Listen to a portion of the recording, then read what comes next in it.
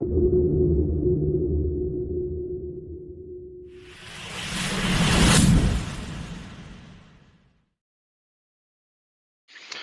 afternoon, South Australia. Mark Neugebauer here.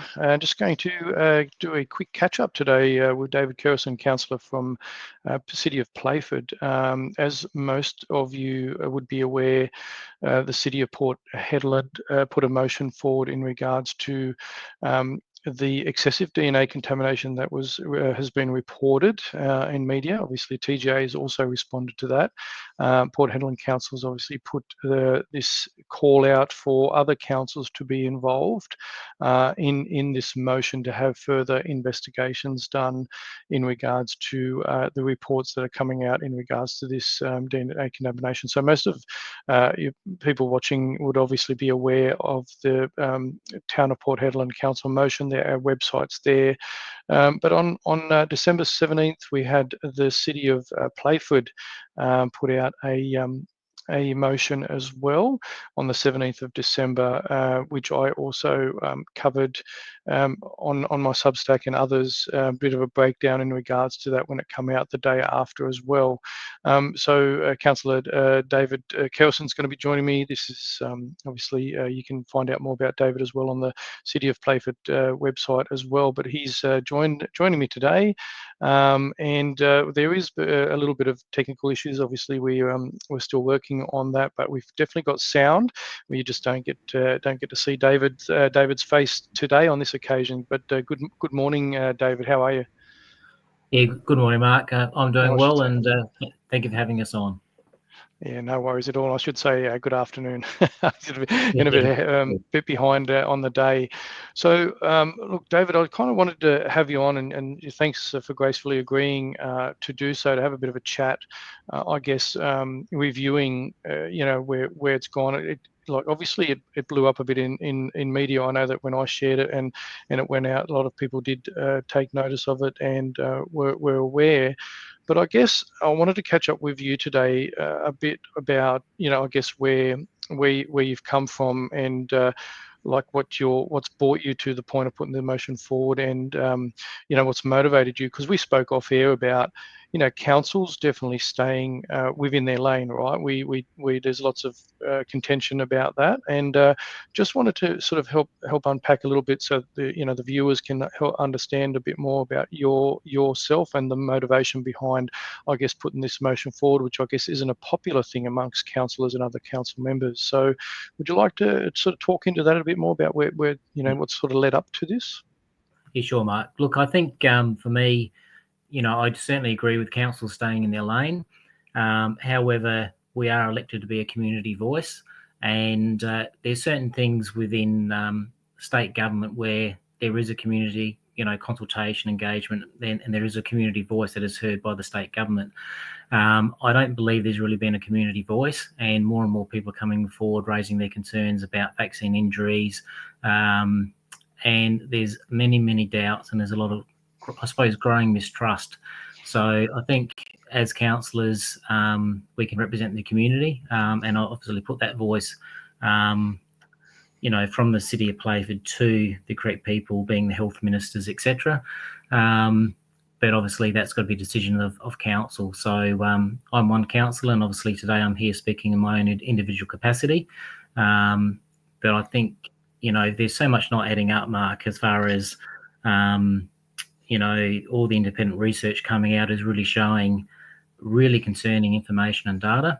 And matched with that, there's also health statistics that's not looking positive, lots of sharp rises in things that don't normally occur. So the question remains, what's happened? And I'm not a scientist. I don't know why there's been all those statistics and the changes. What's happening? Is it a recording process?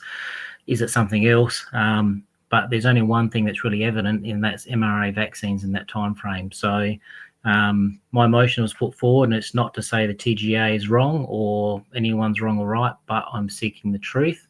And anyone who's not prepared to seek truth, I think, is very naive and, can I dare say, stupid in the light of what's happening.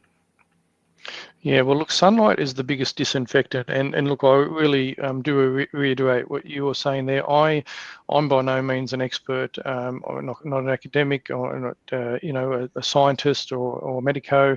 I've done my own research over the last 4 years myself, and obviously at the time early on, I chose not to receive the COVID vaccine. So look, we between you and I both can agree on that, and about the staying in the lanes, but.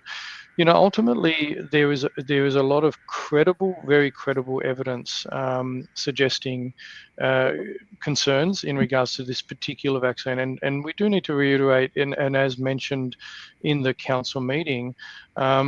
This isn't an attack on historical vaccines, right? Although there's still deliberation and conversations about the historical vaccines as well. But this is not what this is all about. This is about a vaccine that's been released in the last 4 years. It was rushed to market under emergency event, and but since that time, a lot has come out in regards to the safety and efficacy of this vaccine. So, you mentioned off air a bit of a journey for yourself early on in regards to a bit of digging you did early on. Did you want to have a quick chat about that? Yeah, sure. Look, obviously, when the mRNA vaccine came out, and it came out under the Emergency Management Act, and there was no human data, that obviously made me a little bit sceptical why it was rushed in such a hurry. I think we heard some things from the World Health Organization that schools were safe, it didn't affect children, and those sort of things. And when in history has a coronavirus not affected children? So I think there's a lot of misinformation coming out from my perspective, and that then made me go back and do some more research. I did research some animal data, and what I could find at the time indicated that the trials with low dose mRNA basically delivered they weren't effective as far as they didn't stop infection, didn't stop transmission, and then when they rolled up those doses to get efficacy, there was major health complications and death rates in those test populations. So I found it really difficult to believe, given that sort of data that I saw, how they could then roll out into human population without human testing and trials. So, and I also found it very disturbing. I did follow Nikolai Petrovsky at the stage from Adelaide, and he had a protein-based vaccine that was rolled out overseas. From what I understand, that had good efficacy, really good results, and I understand up to 2 years later, those vaccines are still effective. So all in all, it was rushed. What I could find at the time, it gave me confidence not to proceed with it. What I want to know, once again, I said it to me, it's about seeking the truth. Why was it rushed out? And it was, once again, it was promoted, these protein-based vaccines take longer to get to market. And when you listen to Nikolai, yes, it does, but we're talking a matter of weeks, but we're talking about something that is safe and effective.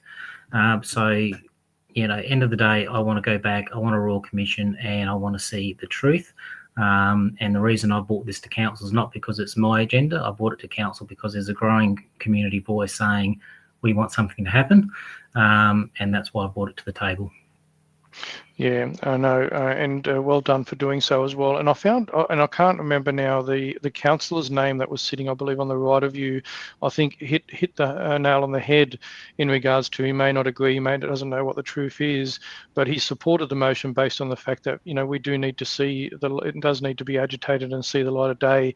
And it's not, it's not about personal attacks or anything else like that, because obviously those that are challenging what's been happening are labelled with lots of different labels, and credit to him to say that he may not agree right or wrongly, but there should be an investigation. Were you heartened with some of the people that voted in favour of the motion?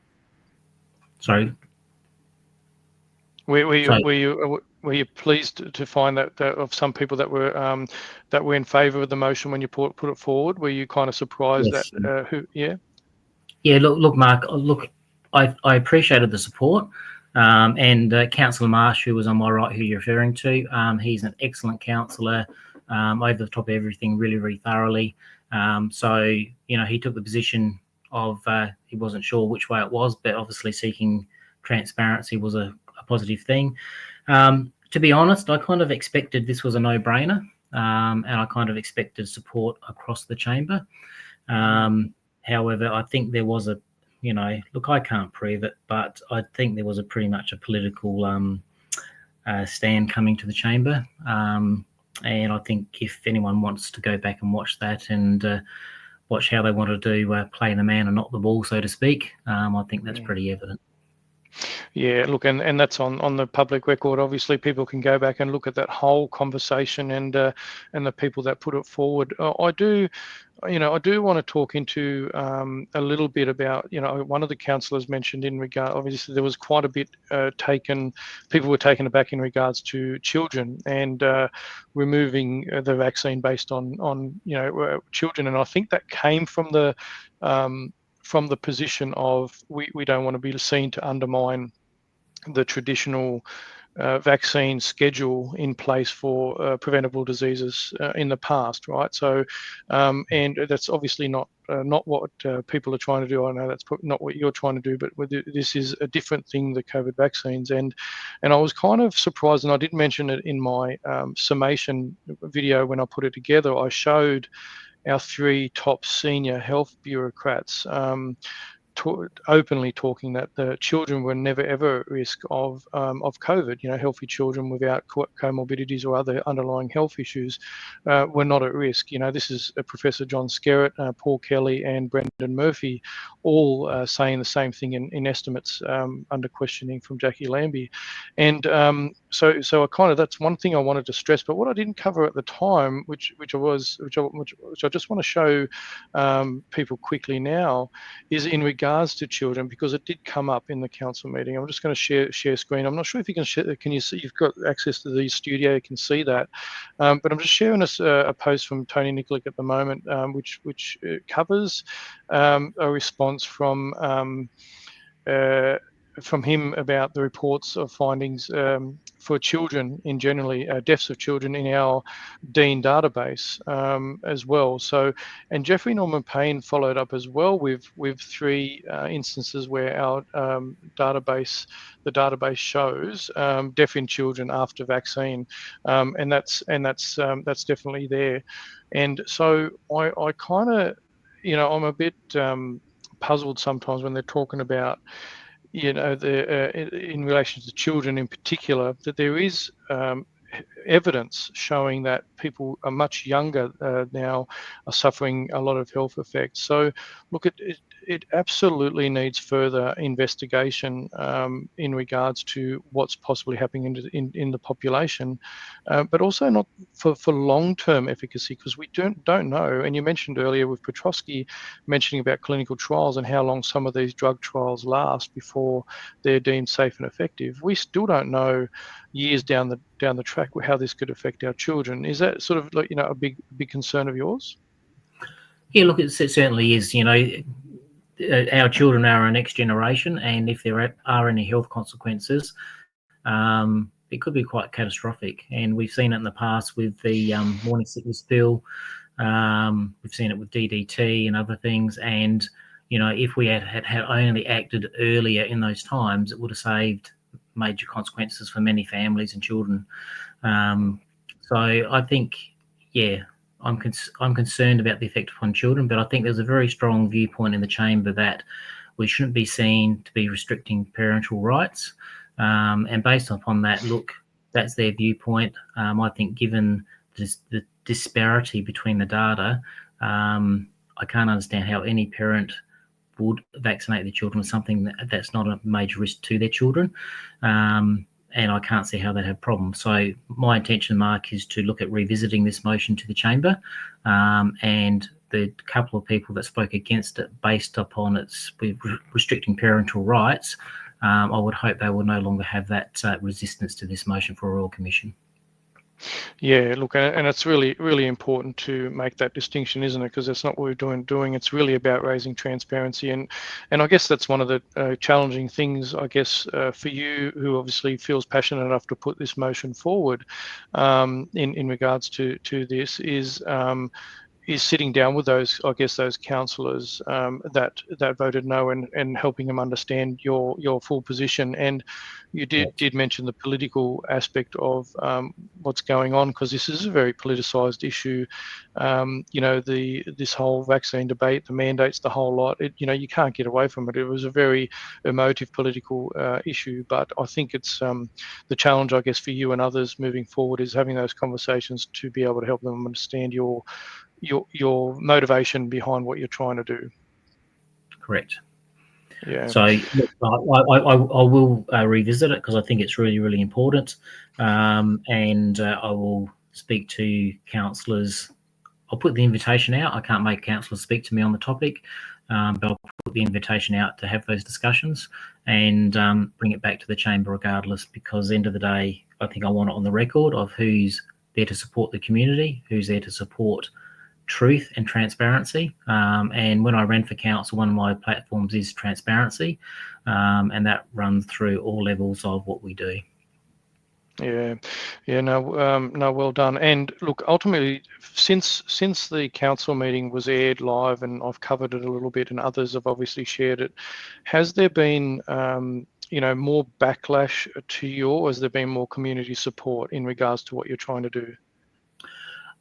Look, overall, I write a report for the Montreal Grapevine. So I did have one resident claim I was using an agenda in the Grapevine that was not correct, that I shouldn't be using that agenda. It's not an agenda, it's about seeking truth and transparency. But other than that, I've had people reach out to me from my ward and other areas that have seen the live recordings from council. They've seen your programs and other programs, and they have written to me explaining their personal circumstances where they suffered injuries and losses that they have attributed to the mRNA vaccines. So I'm actually surprised. I've got a lot of support from that process, and I've only had one person come back with a negative response.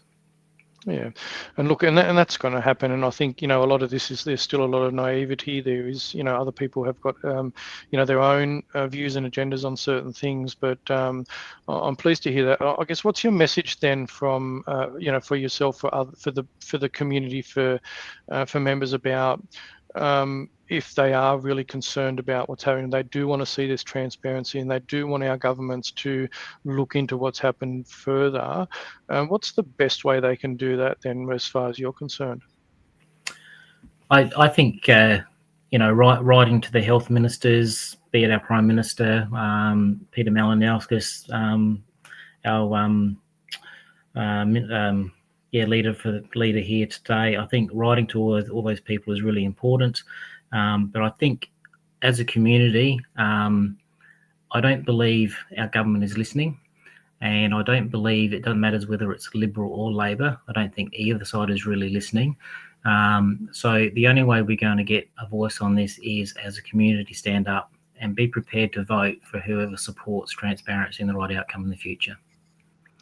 Yeah, no, excellent, absolutely. And would you recommend, obviously, we want respectful conversations and interactions. Would you want, community members that have a bit of knowledge about what's going on and impacted themselves to possibly reach out to the councillors that may at this stage have voted no, to kind of like state their position about why they'd like them to readdress this? Yeah, look, I would, Mark, and I think end of the day, everyone who's had a personal story to tell, if they could write email to the councillors as a whole, would be a great support. So when this revisits the chamber, it gives a better viewpoint. But as council, we are one voice amongst hopefully many councils in the future. But if every council of Australia comes together to support a Royal Commission for the Truth, it's going to certainly add a lot more pressure to the authorities to investigate this. Yeah, no, totally agree. Look, I really do appreciate you giving me this time today, just to sort of get for people to get to know who I guess David Kerrison is. You put this motion forward, it's gained a bit of traction and so forth, and I really yeah, appreciate the time that you've given me to talk into that, and you're obviously open for others to reach out to you to for, I guess, interviews, discussions, and so forth in regards to this. Yeah, look, most certainly, I'm happy to talk to anyone. I think as a community member, as councillors, it's up to us to support the community in their voice. So I'm happy to speak to anyone on the topic. As I said before, I'm no expert from the science side, but I'm certainly bright enough to see things aren't adding up, and we need to push this until we get the right investigation, Royal Commission, and hopefully find the truth. Yeah, no, perfect, David. And I wish you all the best of luck with your conversations with your councillors in regards to getting this brought back up again and tabled again, and hopefully we get a good a good outcome and result on that. Yeah, fantastic. And thank you, Mark, for covering, and thank you for all the work you do. As I said, if we all work together and continue this process, I'm sure in time we'll get the right outcome.